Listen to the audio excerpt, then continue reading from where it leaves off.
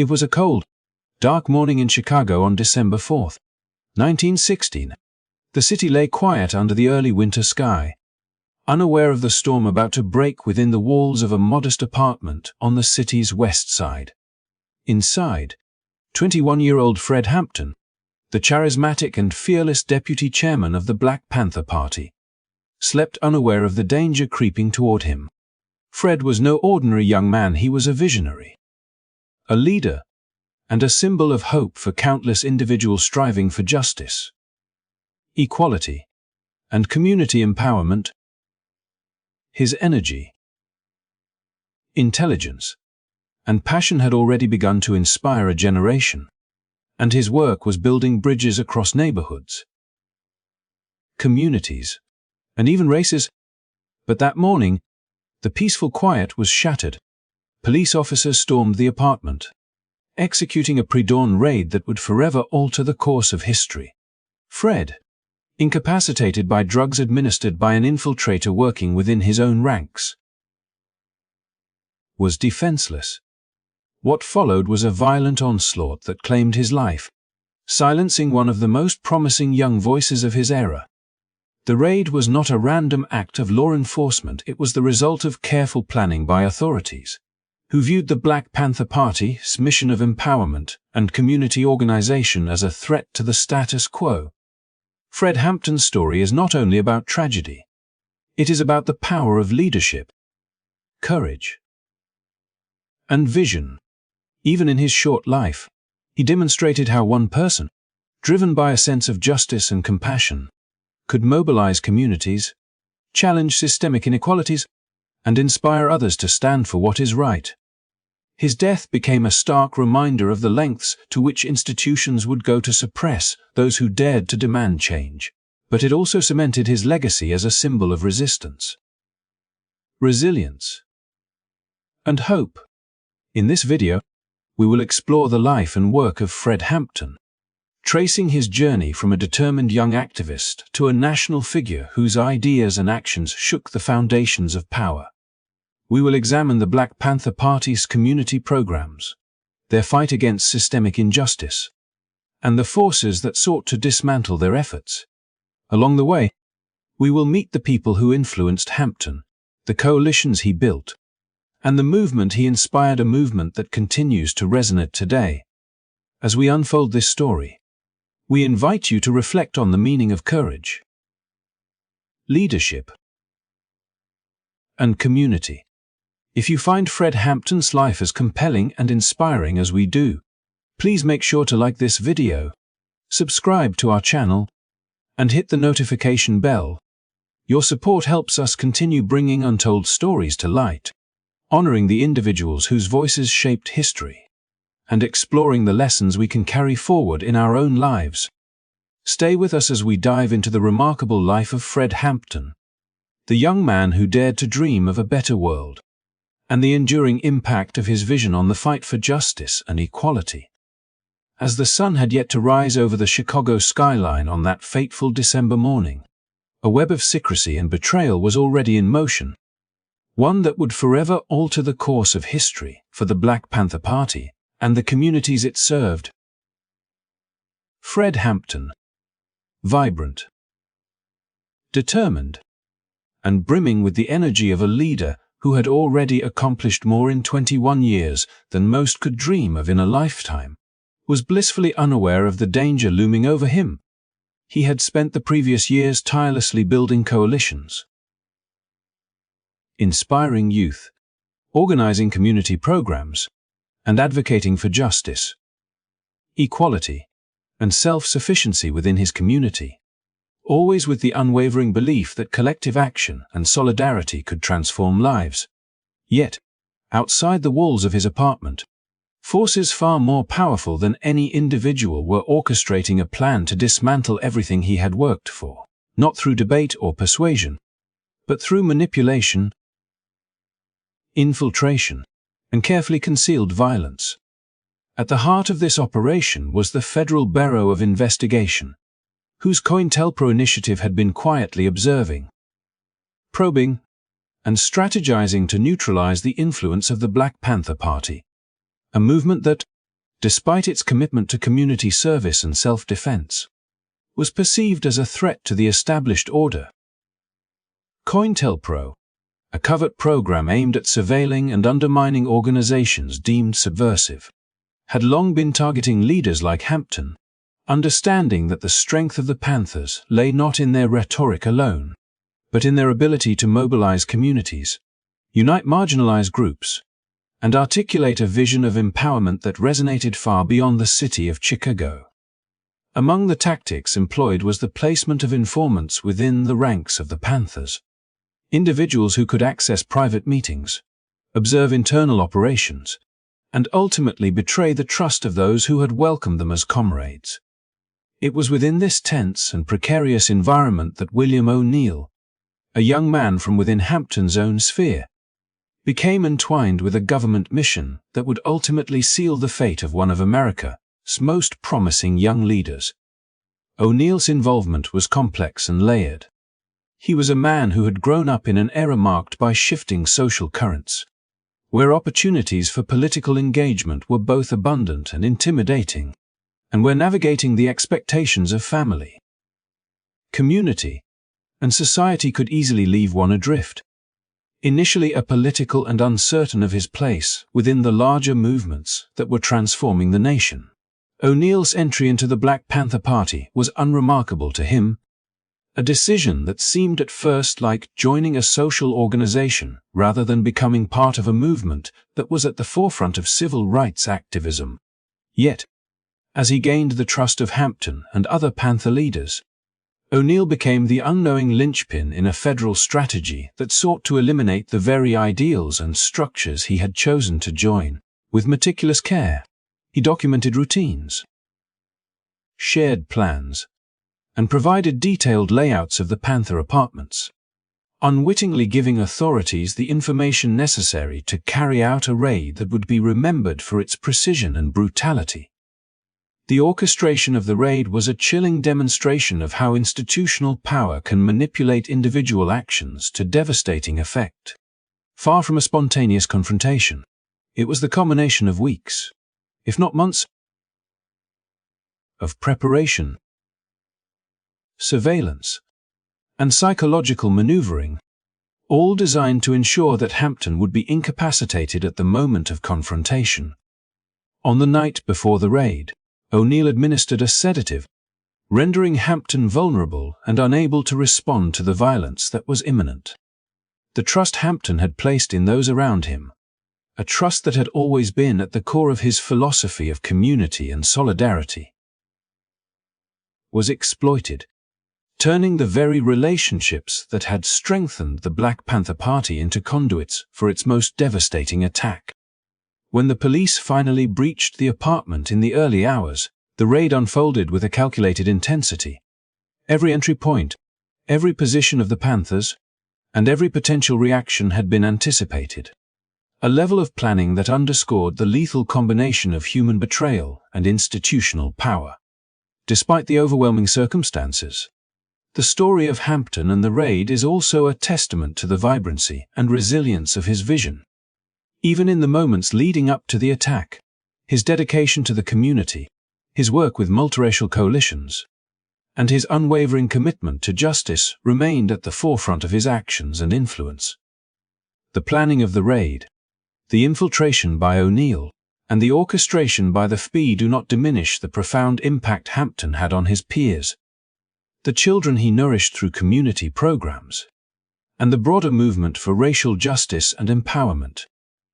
In fact, the very meticulousness of the operation that led to his death highlights the degree to which Hampton's presence had become a formidable force, so influential that it demanded extraordinary measures to suppress. In retrospect, understanding the raid requires more than a recounting of tactics and movements. It demands an appreciation of the stakes involved, the ideological fear that Hampton inspired among those in power, and the tragic consequences that ensue when systemic structures choose coercion over dialogue. The intersection of Hampton's idealism, O'Neill's infiltration, And the federal strategy demonstrates how individual lives can become entangled with broader political agendas, and how leadership, charisma, and community service can be perceived as dangerous when they challenge entrenched systems. This narrative, rich with complexity, betrayal, and courage, serves not only as a historical record, but also as a reflection on the enduring struggle for justice, the responsibilities of those entrusted with power, and the fragile but unyielding nature of visionary leadership. As we continue to explore Fred Hampton's life, his work, and the forces that sought to silence him, we invite viewers to reflect on the layers of strategy, the human stories behind historical events, and the lessons that remain relevant today. His story is a call to examine how movements for justice are resisted, how trust and betrayal can shape history, and how the courage of one individual can leave an enduring legacy that transcends even the most calculated efforts to suppress it. In the midst of the turbulent 1960s, a period defined by social upheaval, civil rights struggles, and widespread questioning of authority, two young men from Oakland, California, Bobby Seale and Huey Newton, envisioned a movement that would transform the way Black communities defended themselves and organized for justice. They recognized that despite the progress promised by the civil rights legislation of the previous decade, systemic oppression persisted, often invisible to those outside marginalized neighborhoods, yet acutely felt by those living within them. Segregation had shifted from the overt Jim Crow laws of the South to subtler forms in the North, where poverty, limited access to quality education, discriminatory housing practices, and police misconduct created an environment that left Black communities both vulnerable and frustrated. Seale and Newton, observing the everyday realities of these communities, saw that conventional methods of protest and appeal to authority were insufficient to secure safety, dignity, and opportunity. They understood that empowerment required both organization and the means to protect the neighborhoods they called home, and they sought to create a framework that combined community care with readiness to confront systemic threats. The founding of the Black Panther Party in 1966 was therefore not simply an act of rebellion. It was a strategic and deeply thoughtful response to decades of neglect and violence. Seale and Newton, inspired by revolutionary ideals and the urgent needs of their peers, articulated a vision that intertwined self-defense with social programming, understanding that strength alone would not change conditions unless it was paired with practical support for families, children, and the elderly. They studied the failures of previous movements, learned from the energy and sacrifices of leaders like Malcolm X, and synthesized those lessons into a platform that emphasized accountability, self-respect, and the power of collective action. The Panthers' mission went far beyond bearing arms. It was a statement of agency, a refusal to accept the conditions imposed by a society that systematically undervalued Black lives, and an insistence that communities must take responsibility for their own survival and flourishing when external structures continually failed them. From the outset, the Black Panther Party engaged in activities designed to assert the presence and rights of Black citizens in spaces that had historically excluded or endangered them. Their patrols through neighborhoods were not acts of aggression but demonstrations of vigilance and protection, ensuring that residents could live with a measure of safety amidst the frequent encounters with discriminatory policing. These patrols, often referred to as cop watching, serve both practical and symbolic purposes, signaling that the community itself could monitor and challenge abuses of authority while building solidarity among residents. Within these initiatives, Seale and Newton cultivated a culture of discipline, accountability, and education, emphasizing that knowledge and awareness were as critical to empowerment as any defensive strategy. They trained members to be thoughtful, organized, and strategic, fostering a sense of shared purpose that extended beyond immediate self-protection to long-term community development. Simultaneously, the Panthers understood that ideological clarity and outreach were essential to sustaining their movement. They developed a 10-point program that articulated the party's philosophy, demands, and aspirations, which included calls for the immediate end of police brutality, equitable housing, quality education that reflected the true history of Black people, and the right to self-determination. These principles were not abstract ideals. They were reflections of lived experiences and practical needs, drawn from the very communities the party aimed to serve.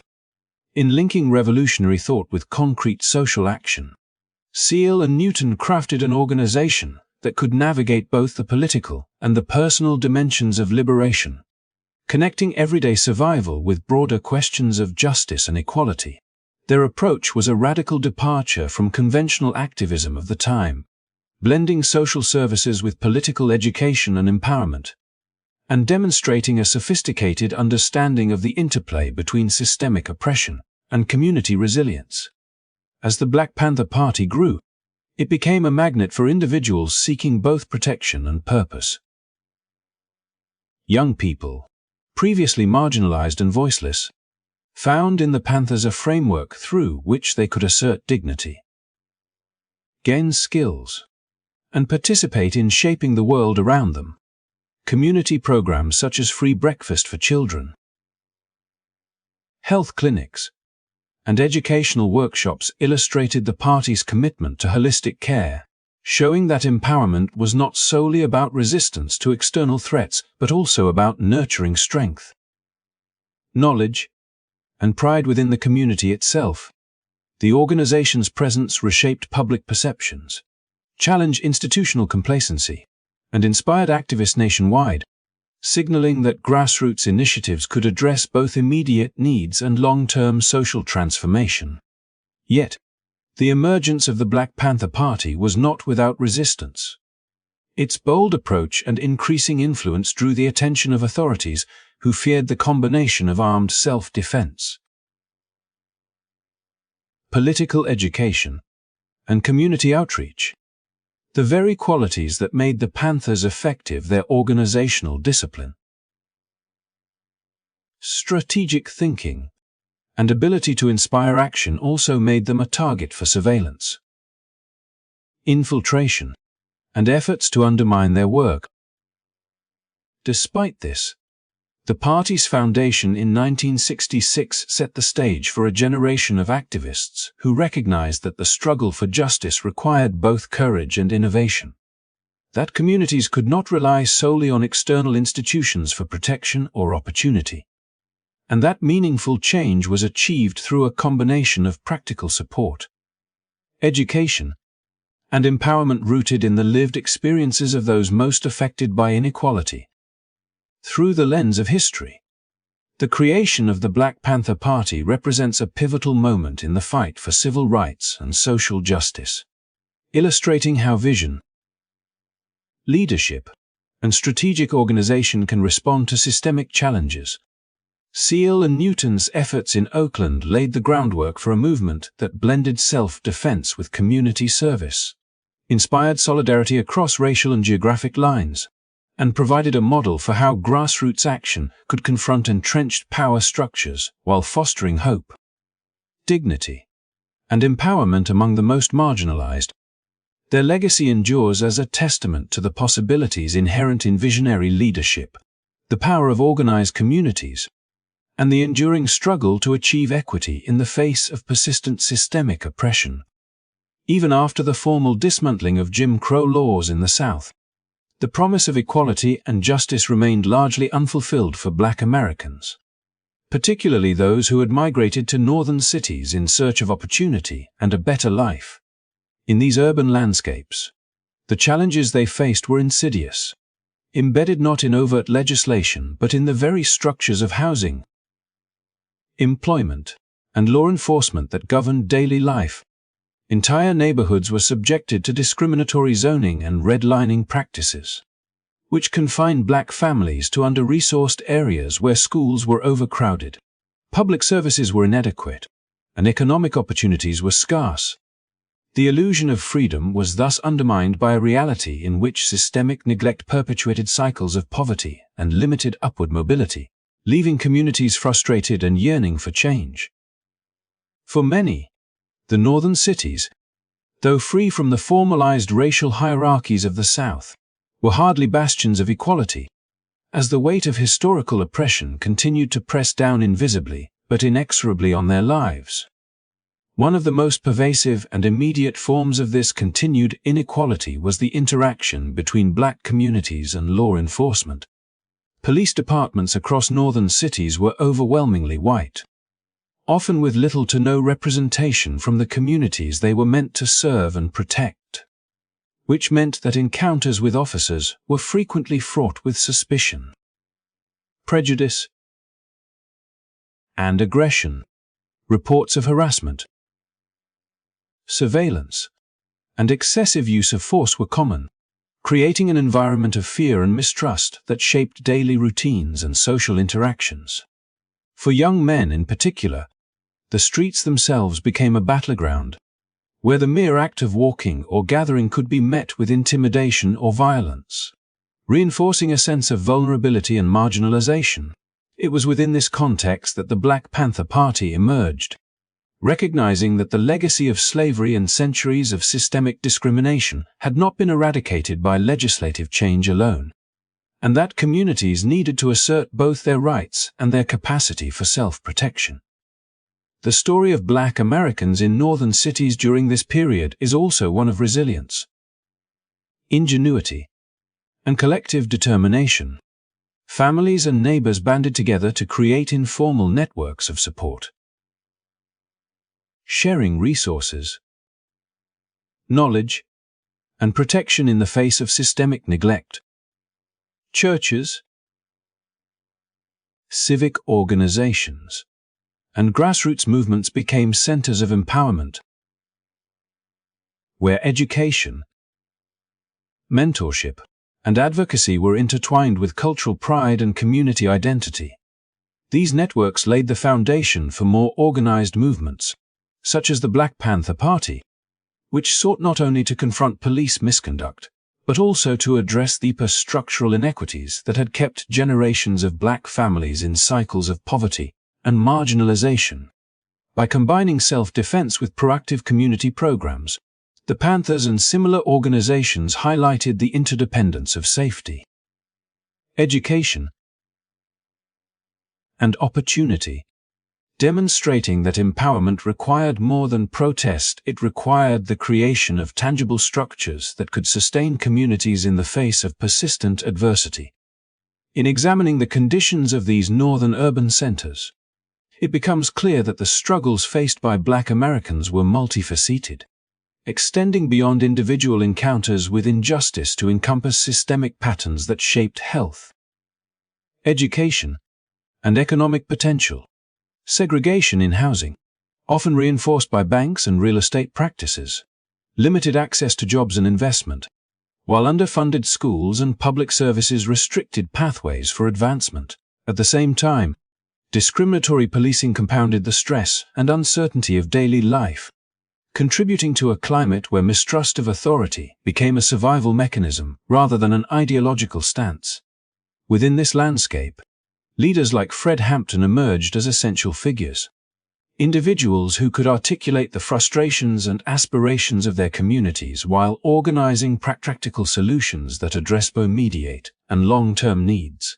His ability to see beyond the immediate threat of police harassment to the broader patterns of systemic oppression allowed the Black Panther Party to develop programs that not only provided protection but also nurtured education, health, and social cohesion. Hampton's work must be understood in light of this context, for the northern cities of the 1960s were not mere backdrops, but active participants in shaping the urgency and strategies of the Black Panther Party. The overcrowded housing projects, under-resourced schools, and neighborhoods marked by unemployment and poverty were both the canvas and the catalyst for the Panthers' innovative approach to social change. Community programs, such as the Free Breakfast for Children initiative, were designed not merely to feed hungry kids, but to counteract the neglect and inequality that had become normalized in these urban landscapes. To provide children with a sense of dignity, stability, and opportunity where systemic failures had left them with little. Through these actions, the Panthers transformed spaces of marginalization into arenas of empowerment, demonstrating that even within the confines of structural oppression, organized, compassionate, and strategic activism could create meaningful change. Yet the persistence of systemic oppression meant that these efforts were never uncontested. Authorities, threatened by the visible organization and growing influence of Black communities, sought to undermine, surveil, and discredit movements like the Black Panther Party. The combination of continued economic inequality, residential segregation, and discriminatory policing created a cycle in which communities were simultaneously targeted for resistance and deprived of the resources needed to thrive independently. Within this dynamic, leaders like Hampton exemplified the dual role of protector and visionary, working to ensure both the immediate safety of their neighbors and the longer-term transformation of societal structures that had historically marginalized them. By contextualizing the party's emergence and actions within the lived reality of northern urban Black communities, it becomes evident that the struggle was not merely about ideology or confrontation, but about responding to pervasive inequities with creativity, courage, and strategic organization. Ultimately, the experience of Black Americans in northern cities during the post-Jim Crow era highlights both the enduring impact of systemic racism and the remarkable capacity of communities to resist, adapt, and organize in the face of adversity. It underscores the necessity of understanding oppression not as a series of isolated incidents, but as an interlocking system of social, economic, and political barriers that require both immediate intervention and long-term strategies. Fred Hampton and the Black Panther Party stand as emblematic responses to this reality, demonstrating how leadership, vision, and community-based action can challenge entrenched inequality while fostering solidarity, pride, and empowerment. Their story reminds us that the fight for justice is never only about survival. It is about creating the conditions in which every individual has the opportunity to thrive, even within the confines of a society still grappling with its historical injustices. In the streets of Oakland and later across cities throughout the United States, the Black Panther Party emerged as a force that intertwined a philosophy of self-defense with a commitment to social justice, community empowerment, and revolutionary ideals that challenged the status quo of systemic oppression. From the outset, the Panthers recognized that the threats facing Black communities were not abstract or distant. They were tangible, immediate, and often violently enforced by the very institutions meant to protect citizens. The idea of armed self-defense was therefore not an exercise in aggression, but a pragmatic strategy rooted in the right to safety and the demand for accountability. A visible assertion that communities would no longer be passive victims of violence or discrimination. This principle, radical to some and necessary to others, was paired with an equally radical commitment to education, health, and social welfare, reflecting the Panthers' belief that liberation was multidimensional, requiring both physical protection and the nourishment of the mind, body, and spirit. The ideology of the Panthers was deeply informed by Marxist principles, which offered a lens through which to interpret the structural inequalities that had long constrained Black communities. By analyzing the interplay between economic exploitation, systemic racism, and the concentration of power, the Panthers sought to identify the root causes of oppression rather than merely responding to its symptoms. Marxist thought provided them with a framework to critique the capitalist structures that perpetuated poverty and inequality, to envision a society in which resources and opportunities were equitably distributed, and to articulate a vision of empowerment that extended beyond immediate survival to long-term self-determination. Yet these principles were not imposed in abstraction. They were translated into tangible programs designed to uplift communities in very practical ways, demonstrating that revolutionary ideology and pragmatic action could coexist and reinforce one another. Central to the Panthers' approach was the concept of cop watching, an organized and highly visible form of community patrol in which members would monitor police activity in neighborhoods frequently subjected to harassment and brutality. These patrols were meticulously coordinated, with participants trained to observe, record, and report instances of misconduct while remaining within the bounds of the law. In doing, the Panthers both protected residents from immediate harm and exposed patterns of abuse that might otherwise go unnoticed, forcing public accountability and raising awareness of systemic failures. The presence of armed Panthers on the streets was therefore not intended as a provocation, but as a deterrent, a clear message that violence against the community would not go unchallenged, and that the residents themselves had agency in protecting their own lives and neighborhoods. Parallel to these defensive strategies were the Panthers' robust social programs, which illustrated the organization's broader understanding of empowerment. The Free Breakfast for Children initiative, health clinics, educational workshops, and community outreach projects were designed to address immediate needs while cultivating a sense of pride, self-worth, and collective responsibility. These programs reflected a belief that genuine empowerment required both the mitigation of suffering and the creation of opportunities for growth, learning, and leadership within the community. By combining protection with provision, the Panthers demonstrated that self-defense extended beyond confrontation with external threats to encompass the nurturing of resilient, self-reliant, and informed communities capable of asserting their rights and shaping their futures. The integration of Marxist principles into the Panthers' work was also evident in their emphasis on collective action and mutual aid. Leadership within the party was distributed and accountable, with members expected to participate actively in both planning and implementation of programs and initiatives. This structure encouraged collaboration, shared responsibility, and a sense of ownership over community outcomes, reinforcing the idea that empowerment was not bestowed from above, but cultivated through the active participation and agency of those directly affected. Education, political literacy, and discussion of systemic issues were central to this process, equipping members and community participants alike with the intellectual tools to understand their circumstances, challenge unjust systems, and advocate effectively for change. Fred Hampton's leadership exemplified this synthesis of armed self-defense, Marxist analysis, and community empowerment.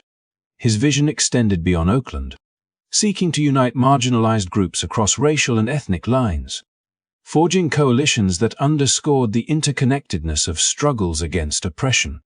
Hampton recognized that police brutality, economic disenfranchisement, and social neglect were not isolated to a single community but were part of broader systemic patterns, requiring coordinated and strategic responses. Under his guidance, the Panthers' initiatives became more than local interventions. They evolved into symbols of resistance and models for how communities could organize to both protect themselves and create alternative structures of care, support, and opportunity. The Panthers' advocacy for armed self-defense also served as a powerful psychological and cultural statement. In a society where black bodies were often devalued and criminalized, their visible preparedness to defend themselves challenged narratives of passivity and vulnerability, asserting dignity, agency, and resistance.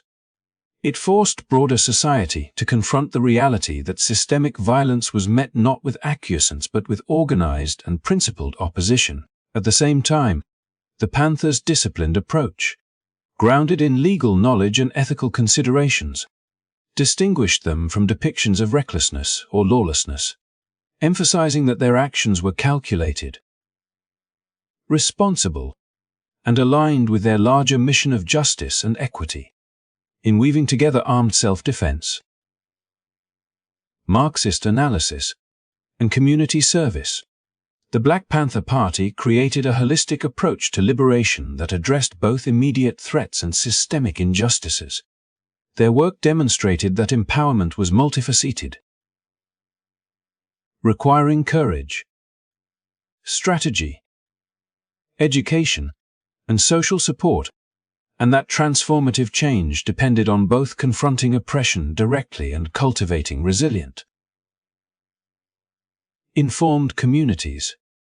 By contextualizing their philosophy and actions within the realities of marginalized neighborhoods, the Panthers illustrated how organized, principled, and community-centered activism could challenge entrenched power structures while fostering pride, dignity, and hope among those who had long been denied recognition and opportunity. Their legacy endures as a testament to the possibility of integrating defense, ideology, and social care into a coherent movement for justice, revealing the profound impact that visionary leadership and collective action can have in reshaping society and empowering those most affected by systemic inequality. Amid the turbulence and systemic inequities of the 1960s, the Black Panther Party distinguished itself not merely through its stance on self-defense, but through the tangible ways it nurtured and uplifted the communities it served. Recognizing that true empowerment required more than ideological commitment, it demanded action that directly addressed the everyday needs of marginalized populations. The Free Breakfast for Children program, one of the most widely recognized and impactful initiatives, was conceived as a response to the chronic hunger and food insecurity that afflicted countless families in urban neighborhoods. Children, too often left without adequate nutrition, faced an array of challenges that extended far beyond the immediate discomfort of an empty stomach. Learning, concentration, and emotional well-being were all jeopardized by hunger, and the cycle of deprivation reinforced the broader inequities embedded in these communities. By providing wholesome meals at the start of each day, the Panthers offered more than food. They created a space of stability, care, and dignity, signaling to young participants that their lives and futures mattered, that society's neglect was neither inevitable nor acceptable, and that collective action could transform vulnerability into resilience. These breakfast programs were carefully structured, ensuring that each child who attended not only received nourishment, but also engaged with volunteers and Panther members who introduced educational and civic principles alongside their meals. Lessons on literacy, arithmetic, and history were intertwined with discussions on self-respect, community responsibility, and awareness of systemic inequities, fostering both cognitive development and social consciousness. In this way, the program simultaneously addressed immediate physical needs and cultivated long-term empowerment, teaching children to understand their surroundings, recognize injustice, and envision paths toward agency and contribution within their communities. The Free Breakfast Initiative became a model of how social services could be leveraged to empower rather than merely support, demonstrating that the provision of essential resources could function as a catalyst for education, pride, and self-determination. Beyond feeding children, the Panthers recognized the broader health disparities afflicting their communities, particularly the lack of access to affordable and culturally competent medical care. Clinics established under the party's guidance offered basic medical services, screenings, and education on hygiene, nutrition, and disease prevention, providing an essential safety net for residents who had long been underserved by public health infrastructure. These clinics were staffed by volunteers who combined professional knowledge with a commitment to community solidarity, ensuring that care was delivered in an environment of trust, respect, and cultural awareness. In neighborhoods where interactions with institutional authorities were often marred by discrimination or neglect, these clinics represented both practical intervention and symbolic reclamation, illustrating that the community itself could organize to meet critical needs when external systems failed to do so. By integrating healthcare with education and social support, the Panthers demonstrated an understanding of holistic empowerment, one in which the health, knowledge, and dignity of residents were treated as inseparable elements of liberation. The educational component of these initiatives was equally transformative, reflecting the Panthers' recognition that systemic oppression extended far beyond material deprivation to encompass the shaping of knowledge, culture, and self-perception. Schools serving Black neighborhoods were often underfunded and steeped in curricula that marginalized or omitted the histories and achievements of Black people, leaving children with an incomplete and skewed understanding of themselves and their place in society. The Panthers countered this by providing supplementary instruction, mentoring, and discussion spaces where children could learn not only academic subjects but also the history of Black resistance, cultural pride, and the importance of civic engagement. In doing, they cultivated a sense of self-worth and belonging, empowering young people to see themselves as agents capable of shaping both their immediate communities and the broader society in which they lived. Education, as the Panthers practiced it, was inseparable from social justice. It was a tool for understanding oppression, a foundation for strategic action, and a means of fostering resilience and hope. Integral to these programs was the cultivation of self-sufficiency and collective responsibility. By actively involving community members, volunteers, and older youth in the preparation and delivery of meals, organization of clinics, and facilitation of educational sessions, the Panthers created structures in which agency and participation were central. Residents were not merely passive recipients of services. They were collaborators, contributors, and stakeholders, learning to organize, plan, and execute initiatives that addressed communal needs. This participatory approach reinforced the broader philosophy of the party, which emphasized that empowerment required both the recognition of one's rights and the development of practical skills and solidarity necessary to assert those rights effectively.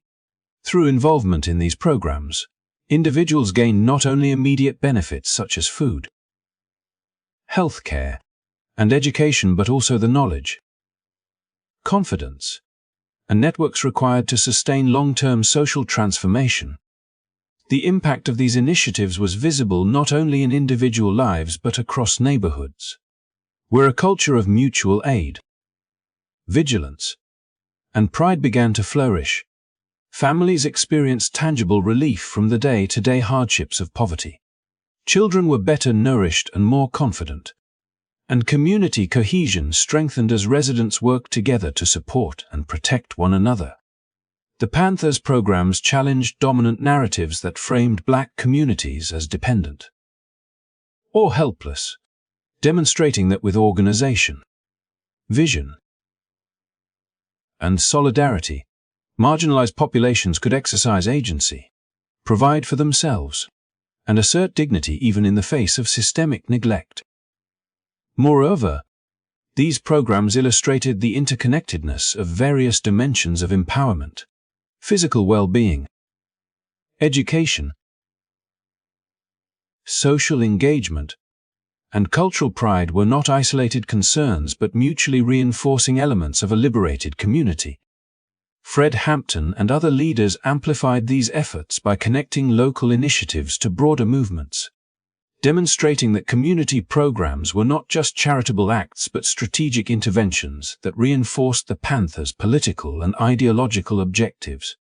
By addressing hunger, health, and education, The Panthers undermined narratives that portrayed systemic oppression as natural or unchangeable, while also building networks of trust, loyalty, and shared purpose that strengthened their ability to advocate for structural reforms.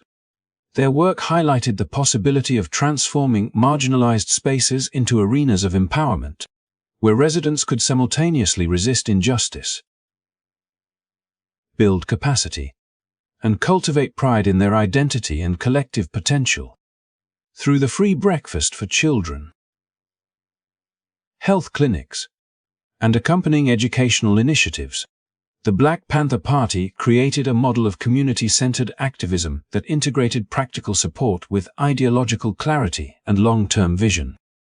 These programs demonstrated that addressing immediate needs was not separate from the struggle for justice. It was an essential component of it, providing residents with the tools, confidence, and resources to challenge inequities, claim their rights, and participate actively in shaping their own destinies. In doing, the Panthers not only alleviated suffering but also instilled a profound sense of self-worth, communal responsibility, and hope, leaving a legacy that continues to inspire movements for social justice, empowerment, and equality across generations. From the moment the Black Panther Party began to gain traction across American cities, it became clear that its rise would not go unnoticed by the powerful institutions invested in maintaining the status quo. And at the forefront of this opposition stood G. Edgar Hoover, the long-serving director of the Federal Bureau of Investigation, whose worldview was deeply shaped by the fear of radical change and the desire to preserve entrenched structures of authority. Hoover perceived the Panthers not merely as a social movement advocating for the protection and uplift of marginalized communities, but as an existential threat to the very fabric of the nation, a challenge to the racial and economic hierarchies that had long defined American society. This perception, fueled by ideological bias and personal animosity, set in motion a series of calculated strategies designed to neutralize the party's influence, weaken its leadership, and ultimately dismantle its organizational capacity, a campaign that would intertwine legal manipulation, psychological warfare, and clandestine operations. Central to Hoover's approach was COINTELPRO, the covert counterintelligence program aimed at infiltrating, disrupting, and discrediting organizations deemed subversive.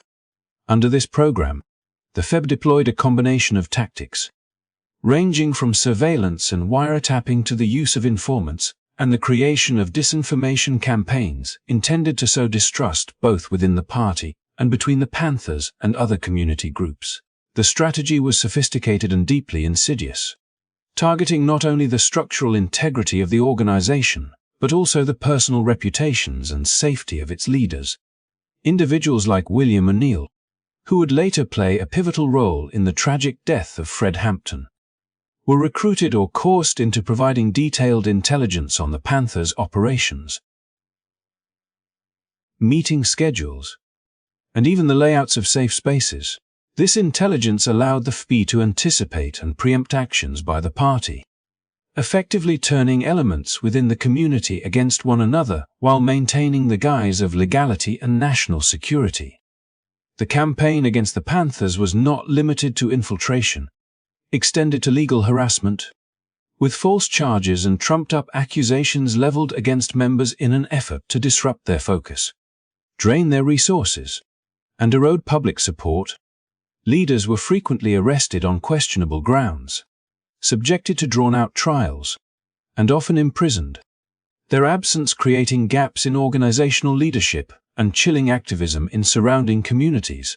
The psychological impact of these actions was profound, as the constant threat of arrest, coupled with the pervasive surveillance and propaganda efforts, fostered an environment of fear, suspicion, and caution, forcing the Panthers to navigate a landscape in which every move could be monitored, reported, or misrepresented to the wider public.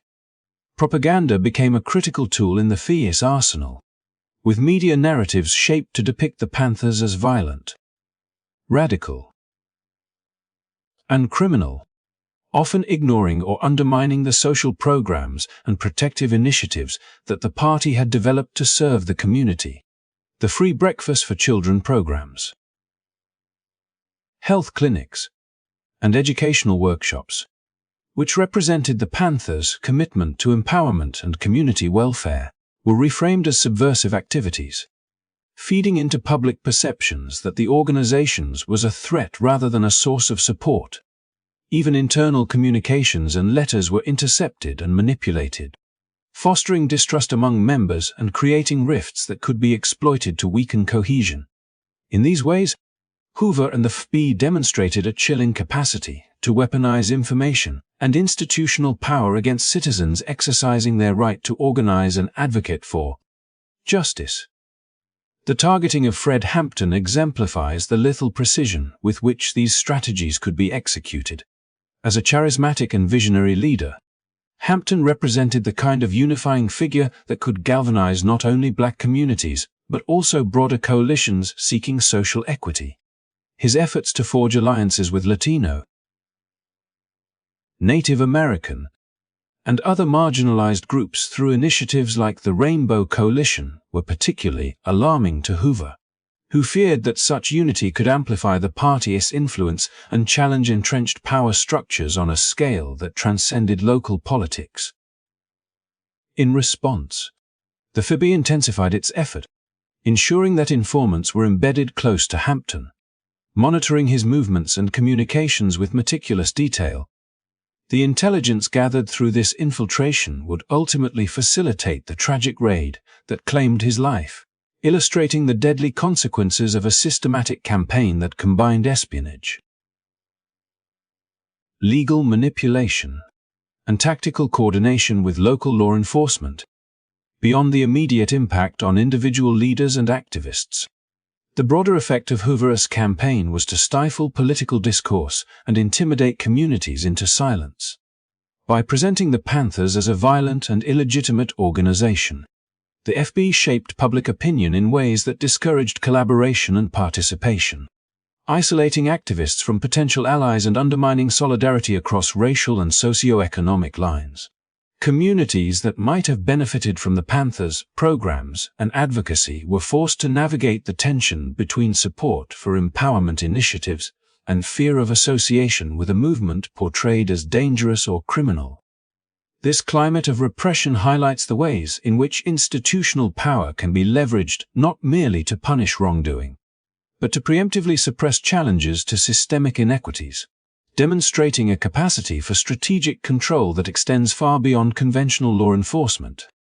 Despite the extraordinary resources and influence directed against them, the Panthers persisted in their efforts to uplift and protect their communities, underscoring the resilience and courage that defined the organization. The FB's campaign, while effective in disrupting certain operations and fracturing leadership, could not erase the ideals and vision that the party represented. The commitment to community programs, the emphasis on education and self-determination, and the insistence on accountability in the face of systemic oppression left a lasting imprint on American society, serving as both a cautionary tale about the abuse of state power and an enduring testament to the potential for organized, principled resistance. Hoover's actions and the broader COINTELPRO initiatives thus provide a stark illustration of the lengths to which entrenched institutions will go to protect privilege, and the courage required to challenge them, highlighting both the dangers faced by those who seek justice and the enduring importance of vigilance, solidarity, and the pursuit of truth in the face of formidable opposition. In tracing the arc of the Black Panther Party under the scrutiny and suppression of J. Edgar Hoover, one sees a narrative of power, fear, resistance, and sacrifice, revealing not only the vulnerabilities of marginalized movements in the face of institutional control, but also the enduring influence of leaders and activists who dared to envision and work toward a society defined by equality, dignity, and community empowerment, the legacy of these struggles continues to inform contemporary conversations about civil rights, state power, and the moral imperative to resist injustice, reminding us that the pursuit of justice often requires both courage and strategic acumen in the face of opposition that is organized, persistent, and unrelenting. Fred Hampton's vision extended far beyond the immediate boundaries of Chicago's Black communities, reaching into the broader spectrum of marginalized and oppressed groups who, like the Panthers, were navigating the persistent and pervasive inequalities embedded within American society. Recognizing that the struggles faced by Black Americans were interconnected with those endured by Latinos, Native Americans, and working-class whites, Hampton sought to construct a framework for unity that would transcend racial, cultural, and linguistic barriers, a coalition capable of exerting influence not only locally but across regional and national spheres. This vision materialized as the Rainbow Coalition, a multi-ethnic alliance that brought together organizations such as the Young Lords, an advocacy group for Puerto Rican rights and urban empowerment, and the Young Patriots, a collective of working-class white activists from Appalachian backgrounds, alongside American Indian movement chapters and other grassroots organizations seeking justice and self-determination. Hampton's leadership in this coalition was both strategic and deeply personal, reflecting a profound understanding that solidarity among diverse groups could amplify political power, strengthen communal resilience, and challenge entrenched systems of oppression in ways that isolated efforts could not achieve. At the heart of Hampton's approach was the insistence that coalition building required genuine engagement, mutual respect, and the acknowledgement of shared interests and vulnerabilities. Unlike superficial alliances, which often faltered under the weight of competing agendas or mistrust, the Rainbow Coalition was grounded in dialogue and collective action, with Hampton facilitating discussions that allowed each group to articulate its grievances, goals, and priorities while finding common cause in the pursuit of justice and equality. Through these processes, members began to recognize that systemic injustices, whether in housing, policing, education, or economic opportunity, were not confined to a single community or ethnic group, but were manifestations of structural inequities that transcended racial lines. By framing their struggles as interconnected, Hampton fostered a sense of empathy and solidarity that was rare in a period marked by segregation, societal division, and political manipulation designed to pit communities against one another. Hampton's work with the Rainbow Coalition also involved practical collaboration, translating ideology into tangible projects that demonstrated the power of unified action. Community programs, including food distribution, educational workshops, and health initiatives, were coordinated across groups, ensuring that resources were allocated efficiently and that benefits extended to multiple communities simultaneously. These joint efforts reinforced the idea that empowerment was not a zero-sum proposition. The success of one group could bolster the strength and stability of others, creating a network of mutual support that increased collective capacity and resilience. By connecting groups with diverse experiences and expertise, Hampton not only enhanced the efficacy of these programs but also built relationships of trust and accountability, essential components for sustaining a multi-ethnic coalition under constant scrutiny and opposition from law enforcement and federal agencies. The coalition's significance was amplified by its symbolic impact, challenging prevailing narratives that communities of color were inherently divided or incapable of collaboration.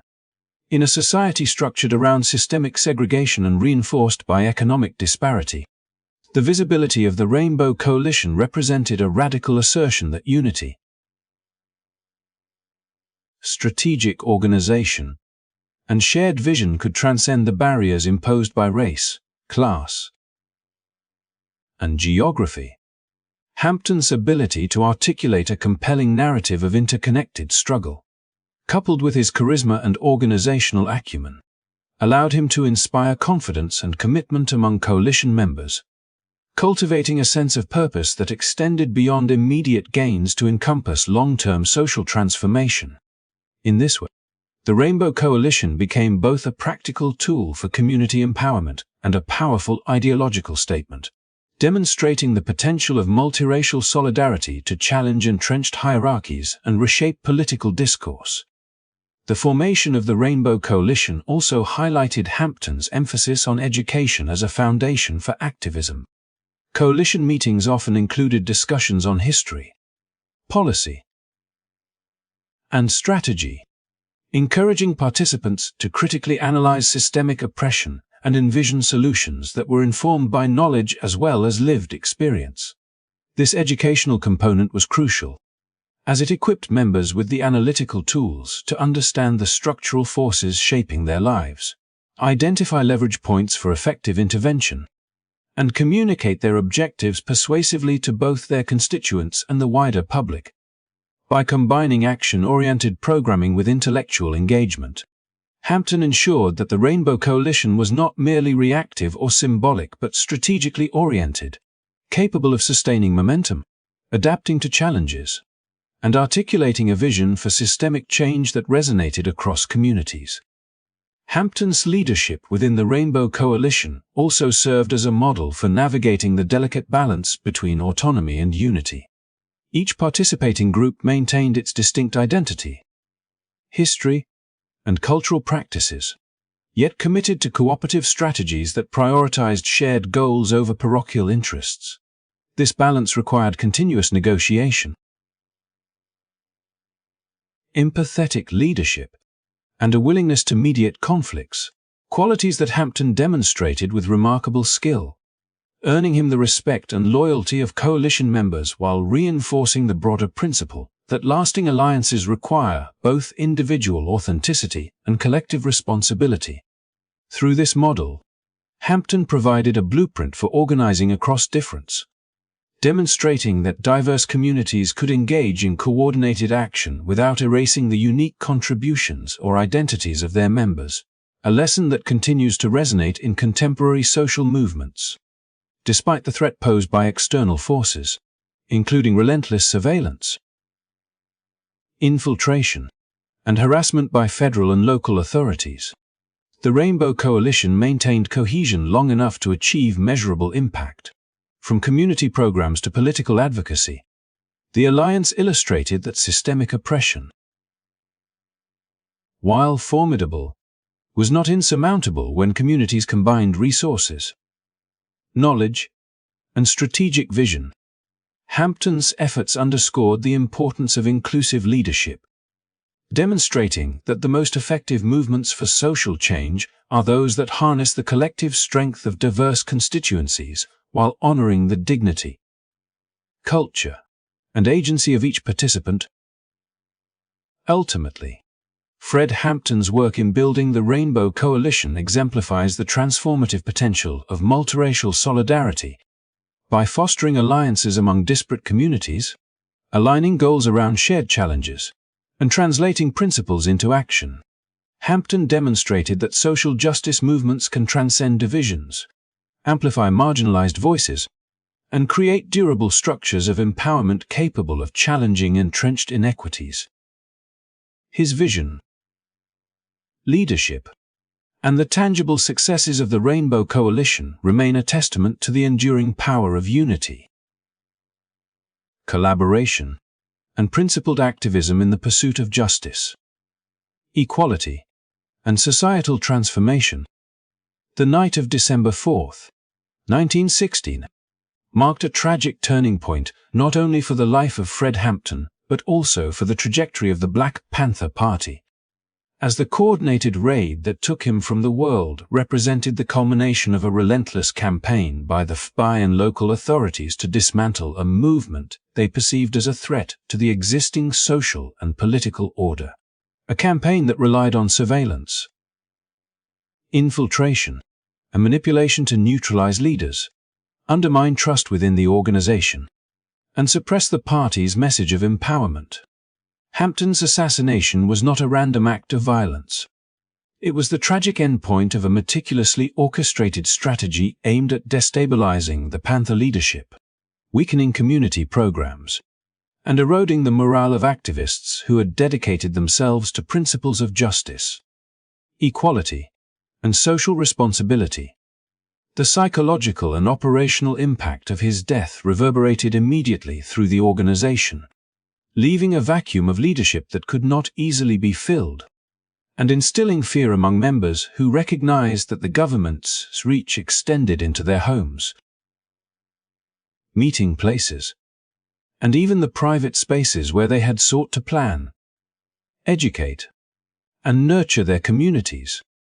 In the wake of Hampton's death, the Black Panther Party struggled to maintain cohesion.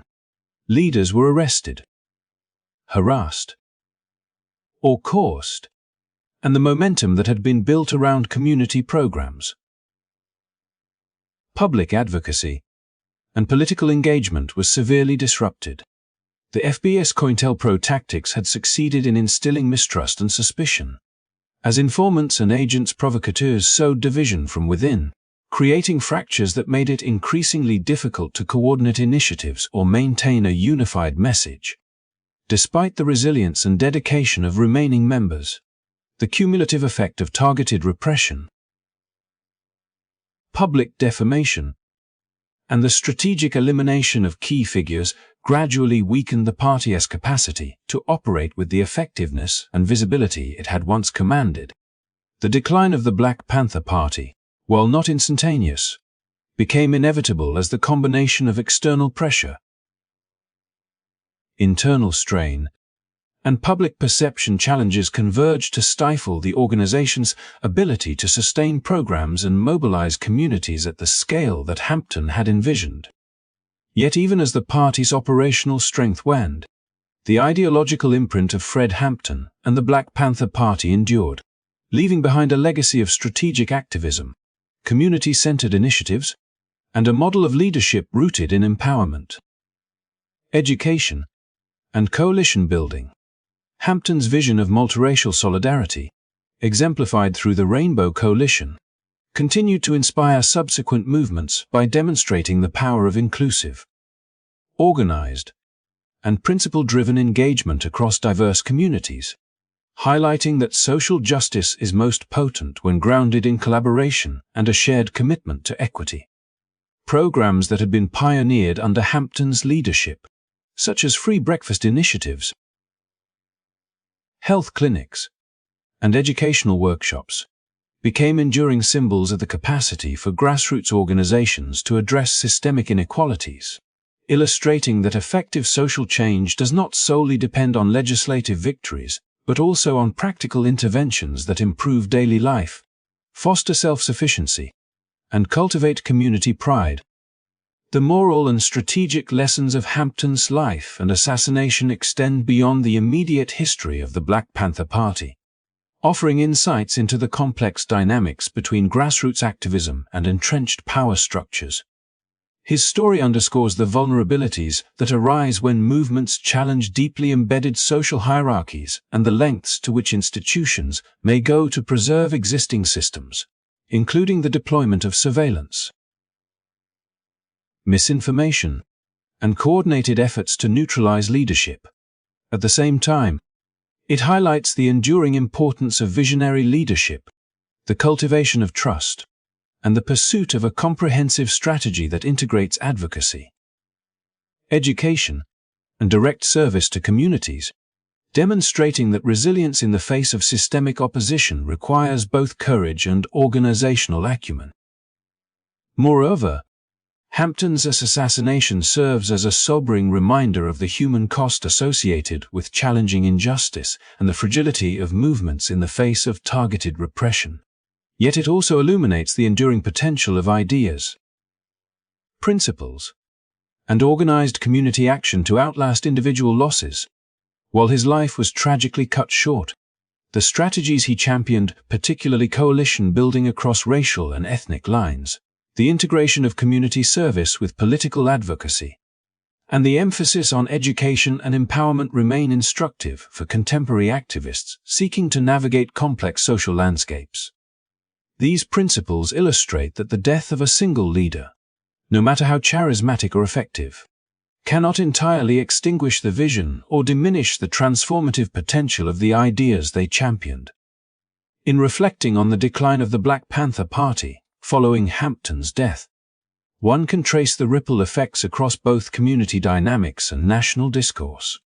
The erosion of organized activism left gaps in the provision of essential services to marginalized communities.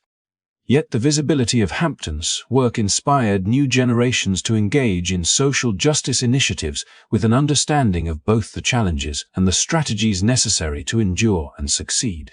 Community programs that had been modeled by the Panthers informed later non-profit efforts.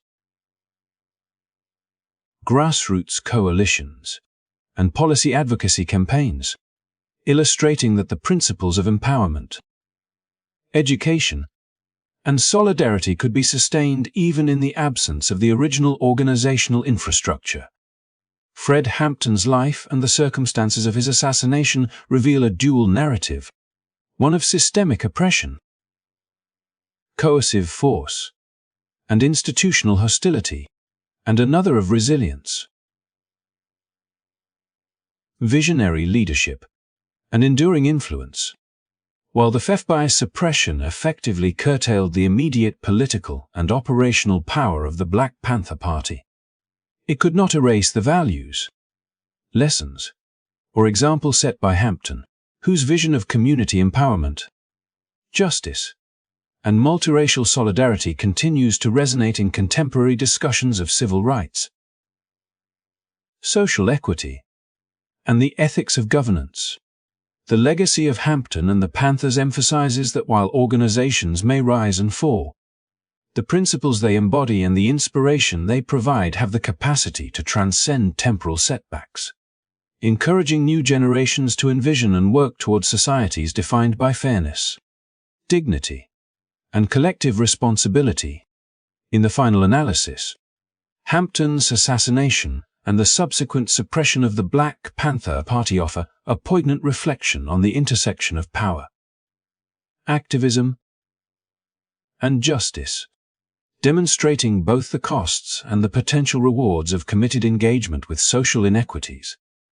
Although the immediate structures of the party were dismantled, the enduring impact of Hampton's vision reminds us that transformative ideas, rooted in solidarity, education, and community-centered action, possess a resilience that institutional force cannot fully extinguish, leaving a legacy that continues to inspire and guide movements for social justice, equality, and empowerment across generations. Fred Hampton's story, as dramatized in films like Judas and The Black Mesa, continues to captivate audiences not only because of the tragic circumstances of his assassination, but because of the extraordinary vision, leadership, and courage he embodied during a time of widespread racial injustice. By examining his life through both cinematic portrayals and ongoing historical scholarship, we gain a deeper understanding of the systemic forces that sought to suppress the Black Panther Party, and the profound impact Hampton had on his community and the broader struggle for civil rights. These films and discussions provide a lens through which contemporary audiences can connect with a past that is both painful and inspiring, reminding us that the fight for justice has always demanded sacrifice, intelligence, and unwavering dedication. Hampton's charisma, strategic insight, and commitment to building coalitions across racial and ethnic lines illustrate the ways in which one individual, when guided by principle and courage, can influence an entire movement and leave a legacy that endures far beyond their years. Through his work with the Black Panther Party and his leadership of the Rainbow Coalition, Hampton demonstrated that social change requires more than protest or rhetoric. It requires the practical application of ideas to improve people's lives, the courage to confront entrenched power structures, and the vision to unite disparate communities around a shared goal. By implementing programs like the Free Breakfast for Children initiative and organizing health clinics and educational workshops, Hampton and his fellow Panthers showcased a model of activism rooted in service, empowerment, and accountability. These programs were not mere acts of charity, they were strategic, community-driven efforts to challenge systemic inequality, provide tangible support to marginalized populations, and cultivate pride and self-sufficiency.